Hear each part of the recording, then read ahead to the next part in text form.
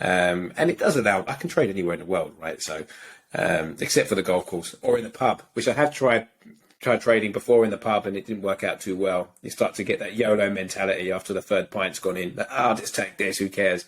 So, but yeah, so don't drink and trade. That should be a message to people, I think. Yeah.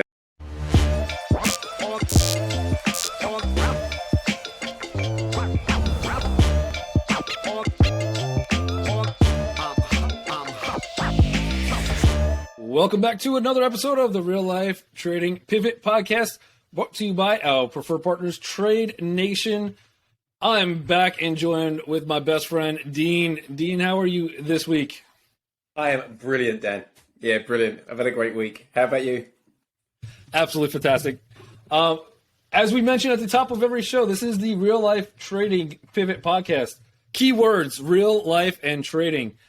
So, the real part is we are not created in a Tesla factory. We are actual real human beings. But obviously with the life and the trading aspect of things, there has to be some kind of work to life balance. A lot of the mentor group students, the one-on-one coaching I do, I'll ask them, what is your, number one, what's your why? And a lot of people will say time and money. Like that's typically the two things. The money is irrelevant. I mean, it's what you can do with the money. It's just a tool to succeed. But the time one is very important. It's when it comes down to the time that you are trying to gain. The question is, what are you going to do with that time, right? Do you have work? Do you have another job somewhere? Are you trying to have more time with family, more time with friends? Are you trying to travel? Things like that would play more into the time aspect of things. But Dean, and first of all, if you guys do not follow Dean on social media, you have to. I mean, never a dull moment in this guy's life. But you do have a family. You have a lot of other things going on in your life in terms of or even travel or vacation, going out, doing things. What is it for you about trading that allows you to be able to do that? And what are you trying to really accomplish with the time that you're able to gain from trading? Yeah, I think my why for trading has evolved over the years because initially I just wanted to be a full-time trader. I wanted to trade every single day and I wanted to enjoy my time off and all things like that. And then later on, I started to realize that I need a lot of I have a lot of energy, and these people don't realize that I've got a lot of energy. Like, I don't need coffee. I don't need energy drinks. I'm naturally vibrant and energetic all the time. So what I learned from trading at one point is it's not enough for me. It's too mundane. It's too dull, and I needed more. So like what I typically do, I go and start a new business, or I go and find a business to buy, and I start to do all other things. So one thing that trading does do, it allows me to do that. So if I focus down onto, okay, this is my trading days, these are my trading hours for the week, and it changes through the week because my strategy is based around news. So it changes throughout the week, but on a Sunday I plan out my week, and then that's my only time to trade. So the one thing that I am grateful for with trading is that it does allow me to go and do other things. Like, I love buying businesses. I love marketing. They're my two passions, I would say.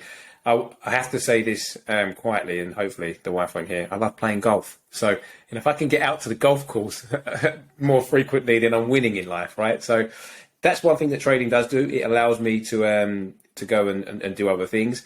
And it's not my sole income, which again gives me more freedom. And I think that's why my trading become better when I wasn't trying to be a full-time trader anymore. I was just trying to build different revenue streams, and trading was just one of them. That allowed me to become a better trader because I wouldn't say I cared less, but it mattered. It didn't matter as much to me if I made money or not because I had other income coming in. So I suppose in a roundabout way of getting to a question, Dan, because that's what us British people do. We take your question, we answer what we want to answer, and then we just throw the question back. But we call them politicians here, yeah. Well, that's it. Is that what you call it? We call it British people. But every Brit is a politician. But yeah, I think my goal with trading now as it's evolved over the years, is to keep adding extra income stream. And it does allow, I can trade anywhere in the world, right? So, except for the golf course or in the pub, which I have tried trading before in the pub and it didn't work out too well. You start to get that YOLO mentality after the third pint's gone in. I'll just take this, who cares? So, but yeah, so don't drink and trade. That should be a message to people, I think. Yeah. Your bumper sticker for sure. Yeah. Exactly. Little note on your desk.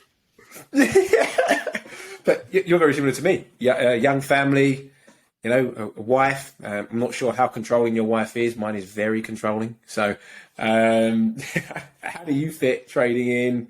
How does that work for you? Number one, I'm not allowed to talk about how controlling she is or not. That's number one. But no, yeah. So for me, you guys know, like, obviously, I was pretty much since I was 16, I started getting into like DJing and started to build a business through pretty much high school. It got me through college. I come home on spring breaks. I'd be working. I'd be like getting through school by making the extra money, which at the time was really good compared to anybody else's job. Any friends that went to work at a coffee place or something like that, was making a lot more money in just a less amount of time. And I was able to grow it. Eventually, we had a staff of like 50 people that was all going out to different events, parties. We bought a whole bunch of photo booths. We bought another like inflatable bounce house company. We bought a lounge furniture company. We were bringing furniture into certain catering halls and venues, things like that. So we were doing good. We were growing it. And I was interested really in two things. One was business, and two was one was business, and the other one was the markets. Since I was young, right? It was just different avenues of where can I make money, right? What is a good place to park my time where I could reap some good benefits, right? And those two were just the most appealing to me. Everybody that I knew had money either was somehow involved in the stock market or had businesses. Yeah. And I was like, all right, well, that's the path, right? So I was doing that, and then we were in process of expansion, and I was still continuing to learn to day trade. I was still doing that. It was giving me the flexibility to kind of run the business when I had to, but also trade here and there, just learn more about the markets. And then COVID happens, and we were right in the middle of expanding out. We were going to get we were actually going to buy a catering hall just to have another division of the business. We've sunk a lot of money into materials, new lighting, all this stuff. And then COVID hits. And I'm like, well, now no one could have parties. All right, 2 weeks. So it's only going to be 2 weeks. And obviously I was like, that's not going to be 2 weeks. There's no way this is going to be 2 weeks. And so eventually the deal fell through. I was like, man, sunk a lot of money into it. And I was like, okay, well, we still have family. We still got mortgage. We still got bills. I was still paying rent for the current business that we had. And I was like, all right, I got to just go really all in on trading. There's nothing else to do, right? So instead of focusing maybe about 20% of my time to trading, I went from 20% on trading, 80% to business, to just 100% trading. Right. And during that time span, I was like, okay, in all honesty, this is where I should have been putting 100% of my time. Right, yeah. Because by putting 100% of my time into trading, or a good portion of it into trading, that will allow me actually to have less events if I want to take events, right? Because I still DJ, people still call me. I went from probably about $50,000 a year in advertising cost to zero. I was like, I'm not advertising anymore because I've been doing it for so many years that now I get repeat calls and stuff like that. I'm like, and if I'm like, cool. Okay, no, the event makes sense. Yeah, I like you. I want to do your. Then I'll do it. And it gives me more freedom in that sense. Whereas before, when I first started DJing, I liked DJing it was fun. I was at the party. I was getting people going. But then there was a certain point where it became a job. Like you had to pay the bills because of this, as opposed to, and you kind of lose a little of the passion involved because it's not something that you necessarily want to do. It's something you have to do. And I'm not the type of person that does that. I don't like to do things I don't like to do. I'd rather just not do it at all. Right. So that kind of, by me making all by me making a lot of the where I'm good on bills, I'm like debt free, I'm everything, and that's because of trading. That gives me time to, okay, let's take vacations, let's go somewhere with the family, let's go out to eat, let's go spend more time with the kids. Whereas DJing, I was like, okay, my whole weekend is booked, my Fridays are booked, I got to meet with clients during the week. It was just it took a lot of time away from things I'd rather be doing. So and I would say during COVID, probably trading is the one thing that probably saved me completely, is just being able to trade. So I that to say that, yeah, no, I love the charts, I love the trading, I love the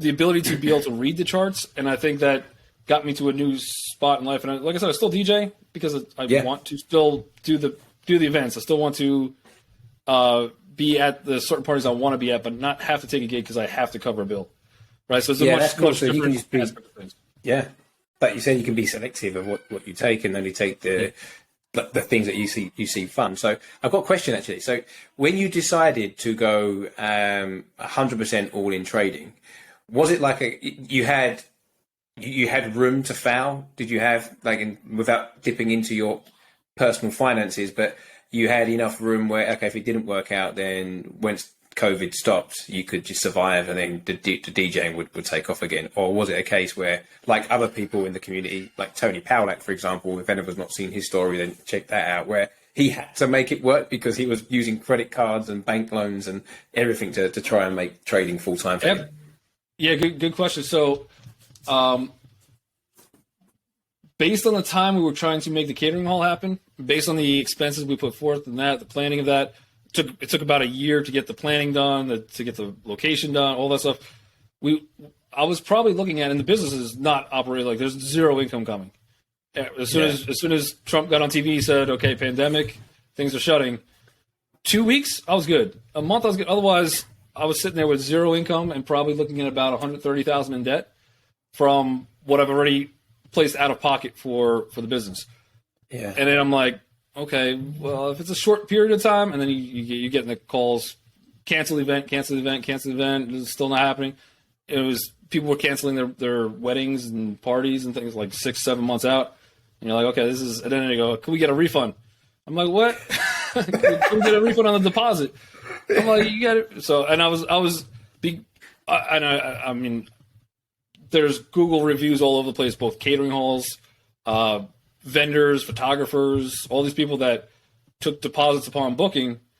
They were like, no, we can't give it back, And I was like, I'll just have to keep trading. And so I trade, cool, make some money. Here's your deposit. Like, zero bad reviews on the company, and that's how I prefer to operate. But other people were not in that same situation. And during the point of, right now, I would say everything's kind of back, open, good to go.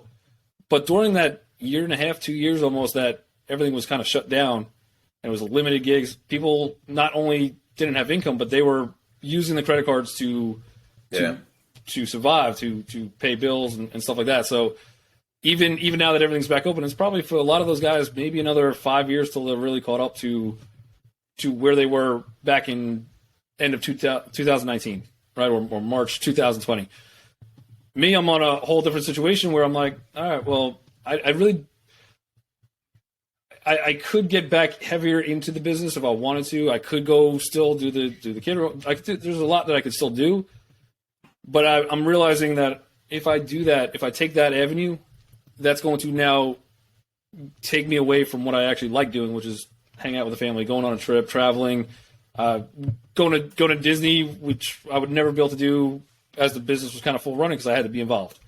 Right, so it really got me a lot more time in regards to really understand the full aspect of what I prefer to do and what I have to do. Right, so it was definitely a zero-sum game where if I failed at trading during that year span, there was no other income to dip into. There was still debt, but I was able to kind of just work out all of it, and it was the light at the end of the tunnel for sure.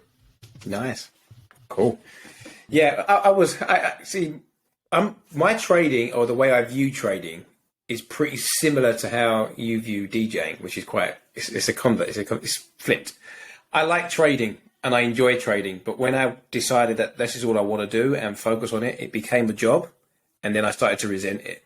So the best thing I did was just take a step back and just try to go back to enjoying it again, and getting into other things like business, which is what I learned about myself is that's what I do enjoy doing. Like my wife said that I'm probably the only person on the planet who could fill their hours with needless work. Like that's it, and I can. I just love it. Like I'll get up a company's portfolio. I'll look through finances. I'll get on the phone and I'll speak to them. I'll look at their marketing plans. I'll see what they're, I sign up to so many marketing or so many companies just to see their email campaigns. And I'm like, okay, this is what they're doing. And I've got no interest. We're probably not even acquiring this company, but I just like to see what people are doing out there. I'm just naturally inquisitive in that respect. So, and making that choice to say, okay, I am going to literally double, triple my workload by focusing more on businesses, even though, we've still got RLT UK, which I've got a clientele that I need to service.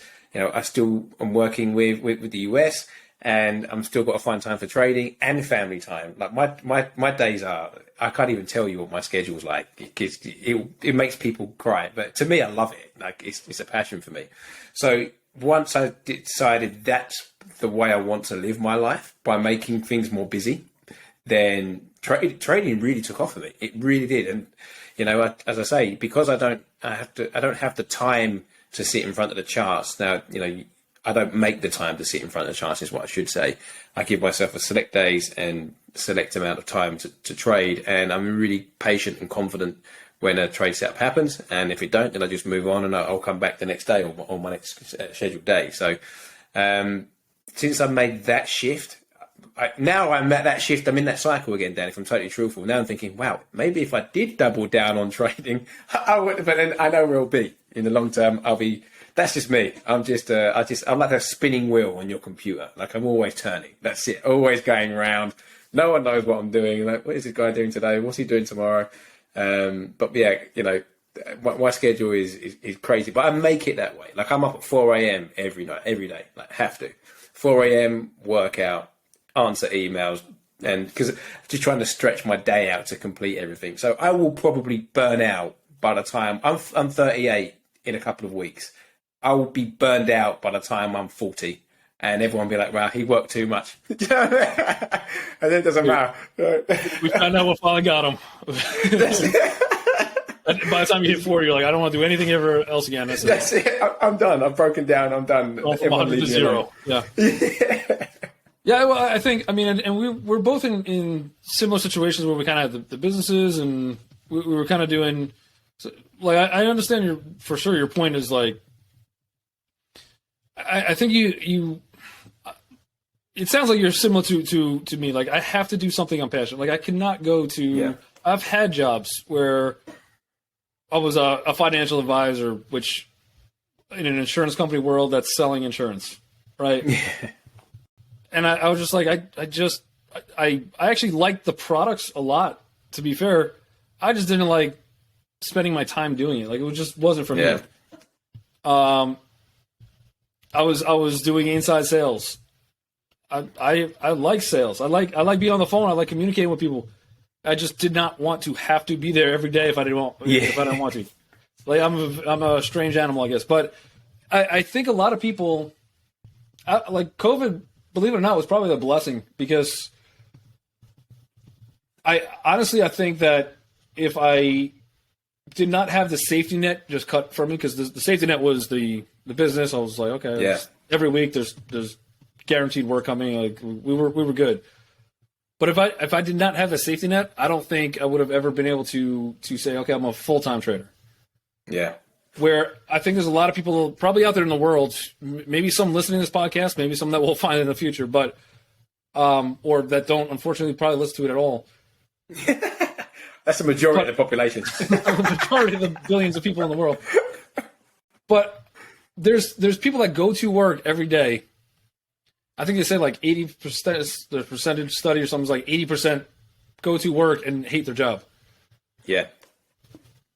It to me, it doesn't matter how much money that job is paying you. Your time is always going to be more valuable. Yeah. So if you're not doing something that you absolutely love doing, it's not worth the money, right? Yeah. But there's people that are like, hey, I'm paycheck to paycheck, or I've got this crazy amount of debt, or I've got these other responsibilities. But until you actually go out and you take a look at the other side of the coin and you go, what if it? This is probably the one thing that stuck with me. I have a friend. He's a DJ. I've been with him he's a good friend of mine, probably 13 years. He came over to the U.S. from Peru. Didn't speak any English whatsoever. He was probably at that time 18 years old, something like that, 17, 18. He got a job, I think, first at like Dunkin' Donuts. Then he got a job at like Starbucks. And he was telling me like Starbucks, they actually give like health benefits and like you don't get paid a lot, but you get some stuff. But in the meantime, like, he learned English. Then he got into DJing, and that's what he does full time now. But the one thing, we were going to an event one time, and he said to me, because I was running the business, he was working for me at the time, and that's at that point he was there full time DJing. And we were having some kind of conversation, and the one thing he said to me is like, yeah, I feel like, because he quit Starbucks to DJ full time, and he just goes, okay, this is it. He says to me, he's like, well, yeah, I figured if DJing didn't work out, I could always go back to Starbucks. And I was like,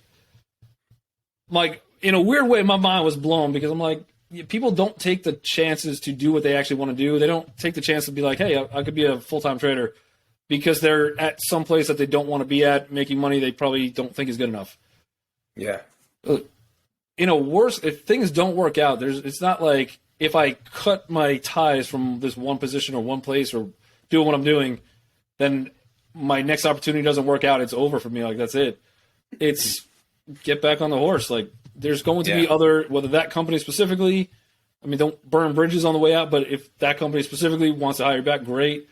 If a competitor wants to hire you, a different industry that maybe you find, but you don't really know. But a lot of people just get pigeonholed into what they do, and they just get stuck in, I can't leave because of X, Y, Z. And I think it's a fallacy that a lot of people have just in their heads of, I feel trapped, and there's no way out, and I would like to be doing X, Y, Z as opposed to doing what I'm doing now. And I think it's a devastation that I think a lot of people have that they feel that way or should. And realistically, the markets, you could trade anywhere, and maybe someone's listening and they're like, I hate the markets and I don't want to trade it. If you don't want to trade it, you're not passionate about it, at least long-term invest, at least understand what's going on in the market. Yeah. Take a course, see if there's something that does resonate. Maybe swing trading less stressful than being in front of a computer all day. There's so many opportunities that the market could give you. There's so many other avenues you could place money where that would give you that financial freedom to really do what you want to do. Yeah, no, I totally agree. And again, it might just be about finding their instrument. So for me, I went through that process, found that I really enjoy trading Forex and futures. And I love it when there's a trading day now. Like, I look forward to the trading day. I'm like, okay, this is a trading day. These are my hours. Everyone knows the score.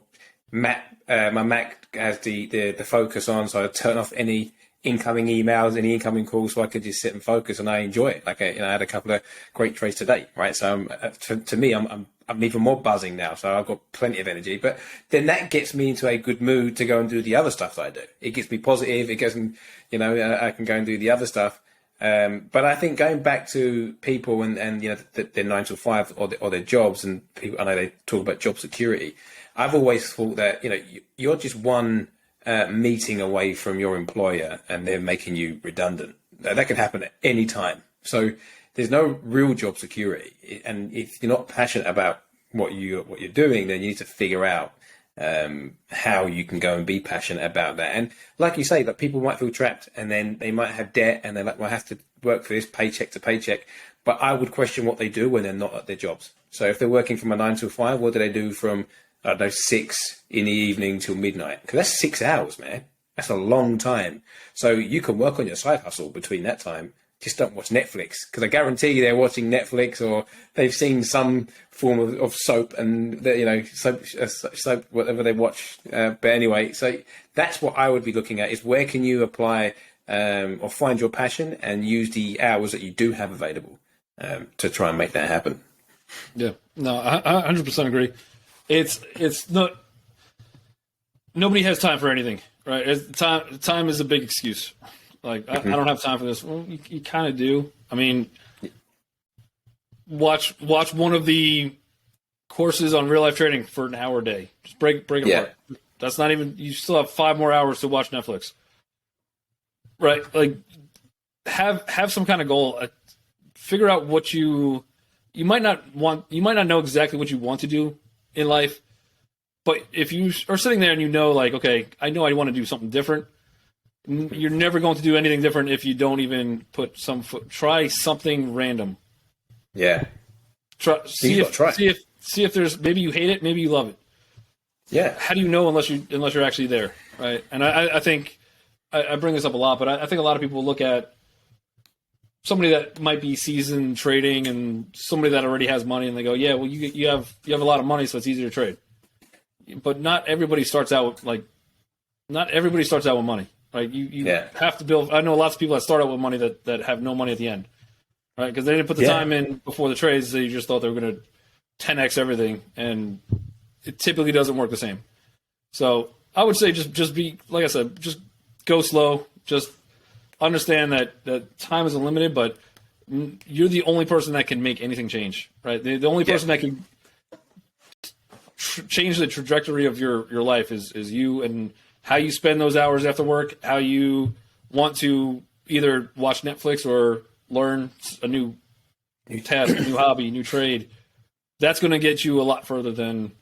Although some Netflix has some good shows, so I'm they do. Yeah, I'm invested in Netflix, so I don't want to keep watching Netflix.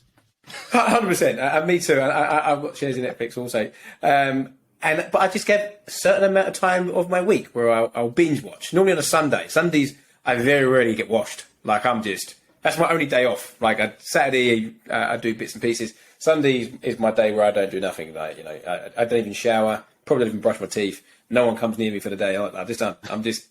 This is my time to rest. But I know we're close to running out of time, Dan. But I've been wanting to ask you this question. So, and feel free to ask me after. But what is the goal for you? What's the dream? What is it that you're working towards? What is it? That's a great question, by the way. You can't ask a question and then pat yourself on the back for a great question. No one else does. That would have to come from my end, but it is a good question. I'll pat you on your back too. That is a very good question. For me, it's to create generational wealth. Mm-hmm. That's the broadest answer I could probably give, but realistically, I want to. Like, I've got 2 kids. I want to make sure that they have. And when I say generational wealth, it doesn't have to be dollars. I would like to eventually pass on some kind of dollars and wealth, but just at least in a worst case, being able to educate the kids on how to set themselves up, right? Because they have a lot more time than I do, and if they could understand just how something works a little bit differently than when I grew up, I think for me that would be a huge accomplishment for me. Like, there's a lot of physical things, a lot of tangible things, but sometimes I think the unattainable things are probably more important than being like, hey, I own 27 buildings or like any of that stuff. So I think that's my goal. And for me, going through the process of just kind of, again, learning how money works, learning the markets, being able to create that financial freedom. When I grew up, it was you should be a lawyer, a doctor. You should be you have to get an A+ on every single test. You have to go to college. You got to do all this stuff. And I feel like a lot of people are just in that same path where they have to do this, but you're like, why? What?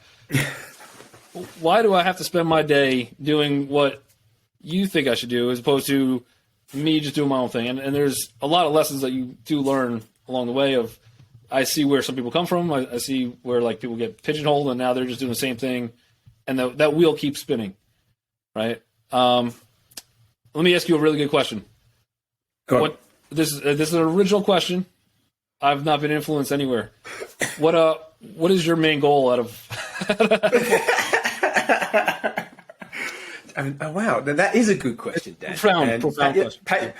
Pat yourself on the back. So I have a very, very clear goal with what I want to achieve, right? So we're in the process of doing it now, but I want to build the biggest fashion luxury brand group, very similar to LVMH, and then go public.